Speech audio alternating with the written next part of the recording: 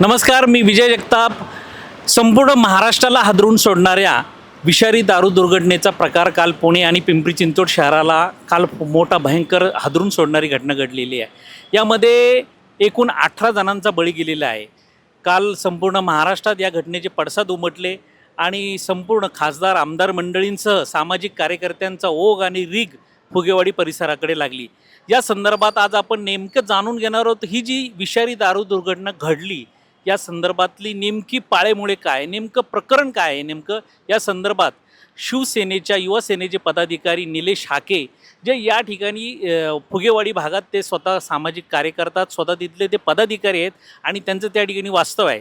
त्याचबरोबर प्रहार संघटनेचे पदाधिकारी, पिंपरी चिंचवडचे ज्येष्ठ सामाजिक कार्यकर्ते संजय गायखे यांना आज आपण या ठिकाणी बोलवलेलं आहे. आपण नेमकं वस्तुस्थिती या दोघांकडनं आज आपण जाणून घेणार आहोत. नमस्कार निलेशजी. कालची जी घटना घडली म्हणजे संपूर्ण महाराष्ट्राला या घटनेने फार हादरून सोडलं. ही जी विषारी दारू म्हणजे हातभट्टी जे प्रकरण आहे ते नेमकं काय घडलं, कसं घडलं? प्रथमतः फुगेवाडीमधील विषारी दारू प्राशन करून जे आमचे लोक मृत्यू पावले, मी त्यांना शिवसेना युवा सेना पिंपरी चिंचवडच्या वतीने भावपूर्ण श्रद्धांजली वाहतो. सांगण्याचं ही गोष्ट म्हणजे जो 2 दिवस, आज 3रा दिवस जी घटना चाललेली आहे आमच्या इथं, ती आयुष्यात म्हणजे आज माझं वय 37, मी बघितलं नव्हतं की एवढी घटना घडली. कारण की स्मशानात अक्षरशः जागा नव्हत्या मयत करण्यासाठी, इतकी भयंकर परिस्थिती आमच्या इथं आली. आता तुम्ही म्हणले की 18 जणं, परंतु हा आकडा तुमच्या मते एक आहे, पण ज्या गावात मी राहतो तिथले कमीत कमी 14 जणं कालपर्यंत एक्सपायर झाले. आणि ही घटना घडण्याचं कारण म्हणजे जो योगेश म्हणून डीलर आहे, तो सगळ्या पुण्यात माल हातभट्टी पोचवण्याचं काम करतो. मग त्यामध्ये त्याच्याकडनं मेथेनॉलचं प्रमाण त्या दारूमध्ये जास्त झाले. त्या दारूचं मेथेनॉलचं प्रमाण जास्त झाल्यामुळं जे विक्रेते होते त्यांनी विकत होते. आणि माझ्या इथं सामान्य कष्टकरी, ड्रायव्हर म्हणा, हमाल म्हणा, मजदूर म्हणा, ह्याच्यातला तो भाग आहे. एक झोपडपट्टी भाग असल्यामुळं हातावर पोट असणारी लोकांचा भाग. कधी 20ची घे, कधी 10ची, कधी 15ची, कधी पन्न्यामध्ये घे, पिशवीमध्ये घे, असं करून हे चालत होतं. परंतु प्रथम बाबा शेख म्हणून त्यांचा मृत्यू झाला. त्यांचे सिम्पटम्स सेम झालेले, म्हणजे जेवढे जण मृत्यू पडले की त्यांना चक्कर येणे, डोळ्याला अंधुकी येणे, म्हणजे डोळ्याच्या ह्याच्यावर इफेक्ट करणं, आणि त्यांचा मृत्यू झालेला. ह्याच्यामध्ये मी तर प्रामुख्याने आरोप जर जे करत असेल तर ते करतो एक्साईजवाल्यांनी. हे एक्साईजवाल्यांचा आब्या असल्यामुळे हे हातभट्टीचे धंदे चालू. निलेशजी, एक्साईज तुम्ही म्हणता, ते एक्साईजवर तुम्ही जो आरोप केला आहे, परंतु वास्तविक पाहता ह्यामध्ये हा गेले 40-50 वर्षापासून हा हातभट्टी दारूचा धंदा त्या ठिकाणी आहे. याला पोलीस पण हप्ते वगैरे घेतात. मग एक्साईजची नेमकी भूमिका आणि नेमकं पाळेमुळे काय नेमकी?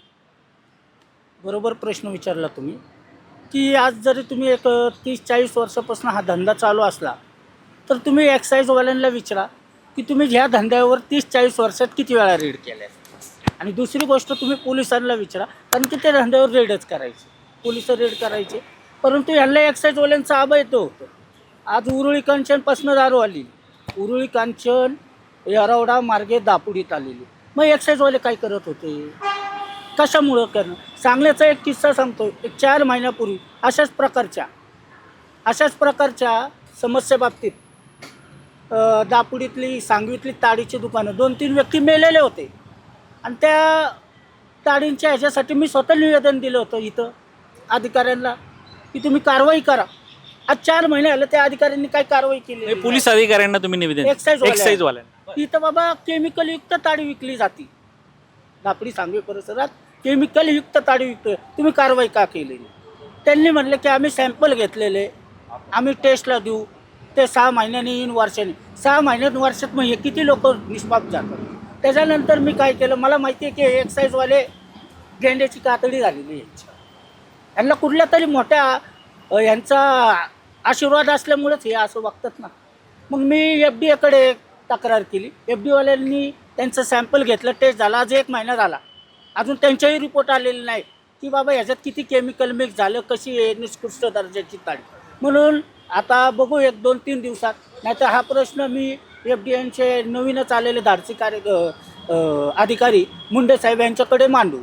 आणि राहिला प्रश्न या एक्साईजवाल्यांचा, की तुम्ही त्यांच्या पोलीस हवालदार ते इन्स्पेक्टरांपर्यंत सगळ्यांना विचारा की फुगेवाडीत 40 वर्षापासून धंदे चालू आहे, तर तुम्ही 40 वर्षात कारवाई केल्या का?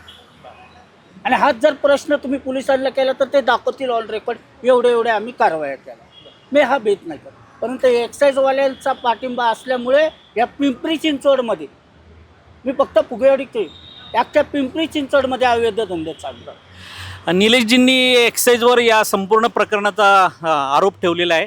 आपण गायके सरांना जाणून घेऊ. गायके साहेब, हे जे काल जे या दुर्घटनेमध्ये जे बळी पडलेत आणि अनेकांचे संसार आता उघड्यावर पडलेले आहेत, जे हातावर पोट असणारी बहुतांश मंडळी आहेत की ज्यांचं संपूर्ण आता जी काही पुढची स्वप्न होती ती सगळी बेचिराग झालेली आहेत, तर मग पिंपरी चिंचवड शहरामध्ये हे जे काही बेकायदेशीर धंदे चालतात, अनैतिक धंदे चालतात आणि ह्याला जे काही पोलिसांचं अवैध असतं असं म्हटलं जातं, आणि काल जे काही राजकीय पुढाऱ्यांची जी काही रांग लागली होती फुगेवाडीमध्ये, या संदर्भात तुम्ही नेमकं काय सांगाल? आता या ठिकाणी सांगायचं असं की या पूर्ण शहरामध्ये जेवढे पुढारी आहेत किंवा जे पोलीस आहे यांचा पूर्ण धंद्याला पाठिंबा आहे. तर प्रत्येक गावाचं हनुमानचं मंदिर असं ना, प्रत्येक गावाचे अड्डे आहेत. म्हणजे कोणतं गाव सोडलं या दारूवाल्यांनी, प्रत्येक गावात अड्डे आहेत. आता ताडीचा अड्डा आहे, ज्या ठिकाणी 100 झाड आहेत त्याला ताडी प्यायला पुरत नाही. शहरामध्ये आडी येते कसे काय, त्याच मिक्स करतात, ते पावडर मिक्स करतात. आणि काल जे पुढे सगळ्या पक्ष पुढे आले, काल आम्ही आंदोलन करू, आम्ही हे बंद करू, त्यांचे स्वतःचे बेरबार आहेत, काहींचे वाईन शॉप आहेत. हे सांगतात कोर्ट्या घोषणा आहेत, बाबा आम्ही आंदोलन करू, आम्ही रस्ता पण करू. हे काय करू शकत नाही. उलटे त्या दारवाल्याची मोठी पावती पाडतात, हे गणपतीची देवीची, त्यांना आरतीला बोलवतात.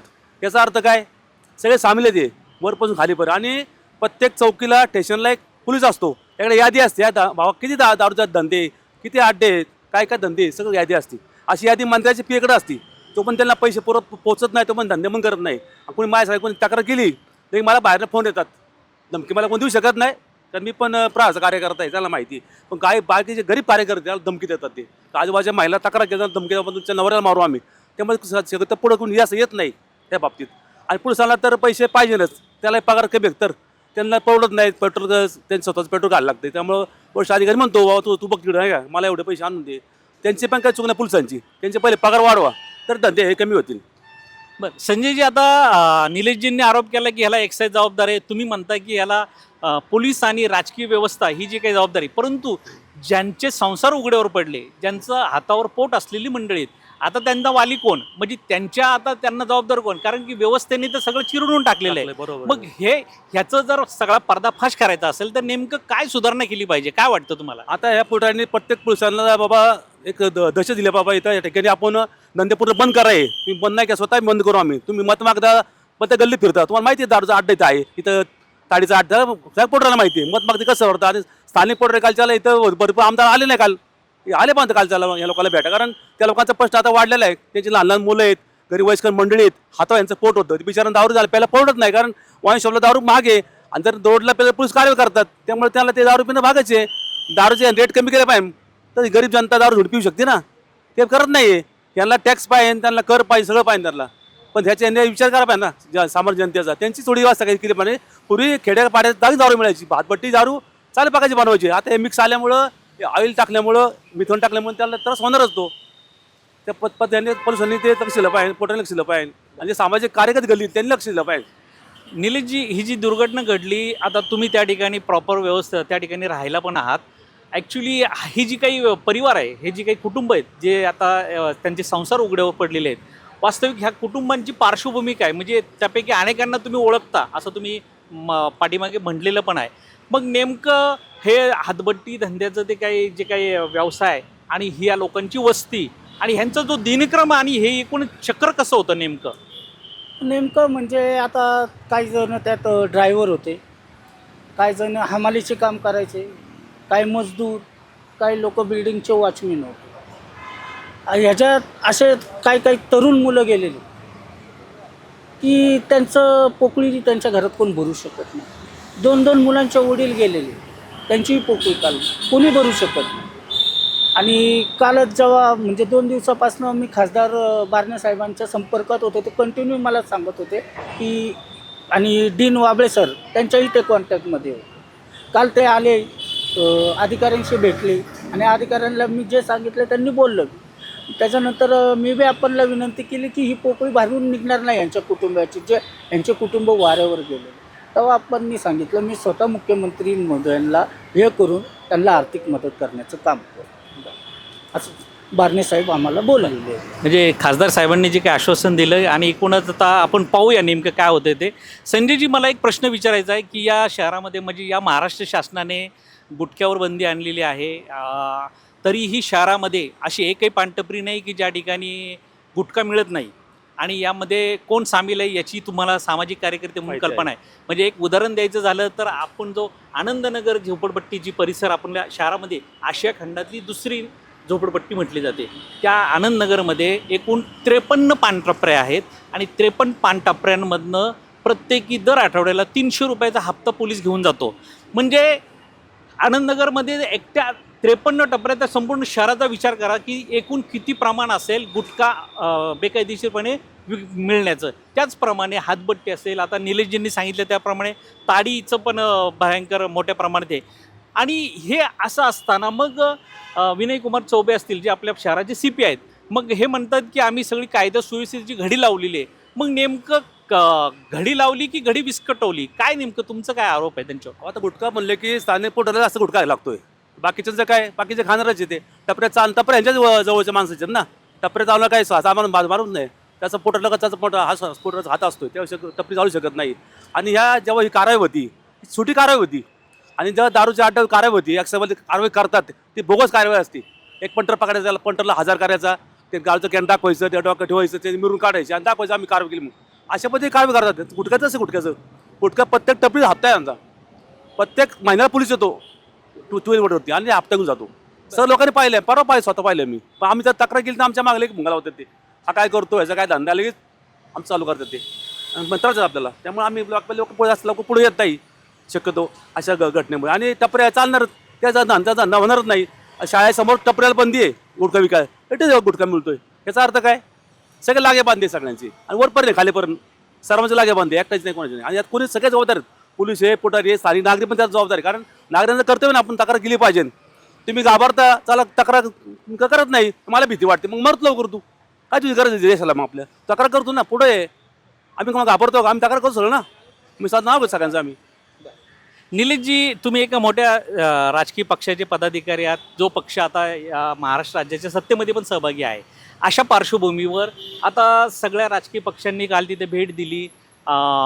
या संपूर्ण पर्दाफाश झाला पाहिजे, एक मूळ गुन्हेगारांना शोधलं पाहिजे आणि सगळ्यांवर कारवाई झाली पाहिजे, असं सगळं झालं. परंतु 2 दिवसानंतर हे सगळे घटना जेव्हा संपूर्णपणे थंड होईल, शांत होईल, परंतु हे घटनेमध्ये ज्यांचं कुटुंबाचा कर्ता माणूस गेलेला आहे, ज्याच्या पाठीमागं बायका मुलं असलेले संसार हे जे उद्ध्वस्त झालेले आहेत, मग अशांना आधार देण्याचं काम राजकीय पक्ष म्हणून ती तुमची जबाबदारी नाही का? किंवा तुम्ही त्यामध्ये काय पुढाकार घेणार आहात? आता एक स्थानिक लेवलला बघितलं गेलं की मी माझ्यामार्फत किंवा आमच्या पक्षाच्या मार्फत त्यांच्या घरातील जी, मी तर सरकारी नोकरीचा आमिष कुणाला देऊ शकत नाही किंवा सरकारी कामाचं नाही, पण प्रायव्हेट ठिकाणी त्यांना जॉबचं किंवा काही काम असेल ते मी मिळवून देण्याचा प्रयत्नच करेन आमच्या पक्षातर्फे. आणि मी जसं मागाशी सांगितलेली ती मदत मिळवण्यासाठी माझाही पाठपुरावा राहील. उगाच त्यांना सरकारी नोकरीचे आमिष वगैरे हे माझ्यासारख्या कार्यकर्त्याला जमणार. तर एकूणच या फुगेवाडीमध्ये विषारी दारू दुर्घटनेमुळे जे काही प्रकार घडला आणि एकूण जे काही 18 जणांचा बळी गेलेला आहे, या पार्श्वभूमीवर आज आपण या शहरातल्या 2 प्रमुख स्थानिक कार्यकर्त्यांची, जे विविध राजकीय पक्ष संघटनेमध्ये काम करतात, त्यांची मतं जाणून घेतली. हा प्रश्न याला जबाबदार एक्साईज डिपार्टमेंट आहे, त्याचप्रमाणे या शहरातील भ्रष्ट पोलीस यंत्रणा आणि राजकीय नेत्यांचा त्यांना असलेला पाठिंबा, असाही आरोप संजय गायखे यांनी या ठिकाणी व्यक्त केलेला आहे.